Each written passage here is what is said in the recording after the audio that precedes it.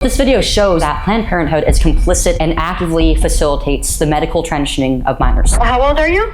16. I know my mom has to come in with me. Does she have to be in there the whole time? Like, how does that work? Because I don't know if I'm comfortable with that. At some point in the appointment, maybe she doesn't have to be in the examining room with you. So that is not unique to Planned Parenthood. It's actually a common practice for these different providers and these clinicians to have at least some part of these appointments conducted independently of the parents, without them in the room, without them even being followed up with afterward about what is discussed between the child patient and the clinician. They do not know what is fully going on with their child. They may not know what these treatments might fully entail for the kid. If it's virtual, you'll still meet with the doctor and then go over like all necessary information. At the end, they will then be prescribing hormones that would then be scripted out to like your local pharmacy. So a child can obtain hormones after a virtual appointment, after just a phone call with their doctor. They don't even have to meet them in person. There's nothing that I need before, right? Like, I don't need to like have records of meeting with a therapist or anything, right? Because my parents definitely aren't gonna let me do that.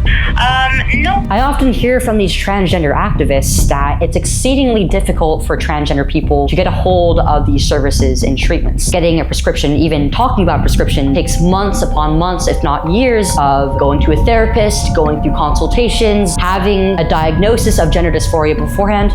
No.